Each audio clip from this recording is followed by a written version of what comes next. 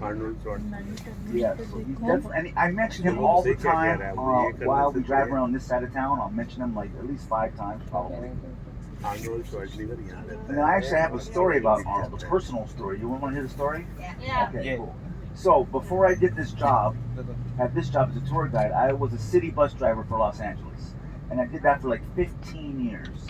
I just had this job for like last year and a half. Before that, I was a city bus driver. So I had a route, best route in the whole wide world, I think. I really do. It was I would do the PCH route, the Pacific Coast Highway.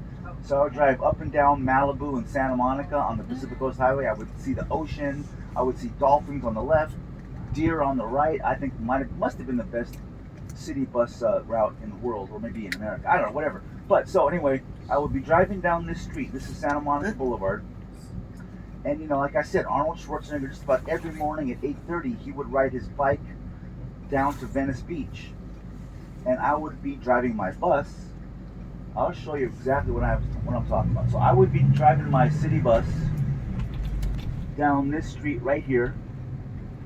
And up ahead, I would have that green light. So I had the right of way.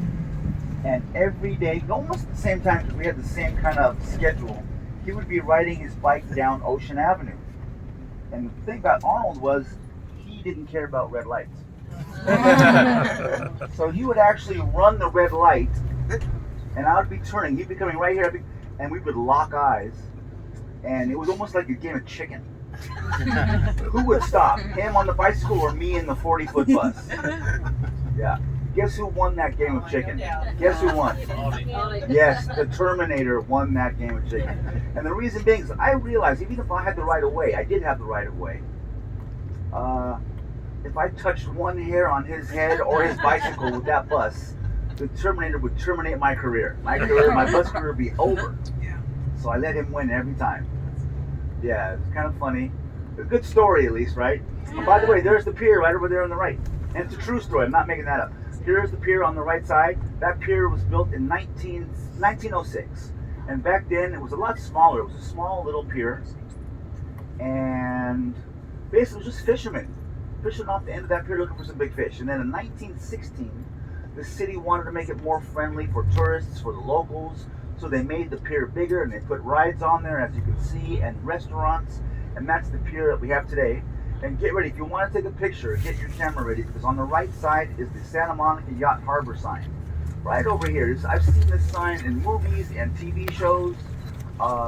That's where Forrest Gump goes running across the country, and that's where he runs right underneath that sign.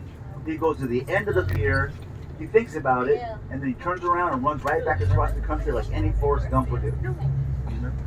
And if you want to walk back up there and take some more pictures, you can actually walk up the pier and take some pictures. So here's what I can't drive the bus on the pier, but I'm going to go around and get really close.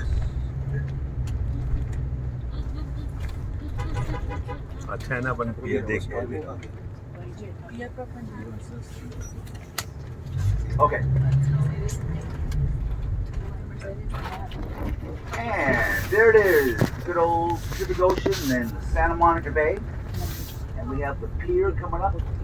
And I'm going to drop you off really close to the pier. And I'm not supposed to do this, but I'd rather do this than drop you off like a block and a half away. This way it's very easy to get onto the pier from this street right here. But I can't, I'll tell you in a minute, but they always chase me away.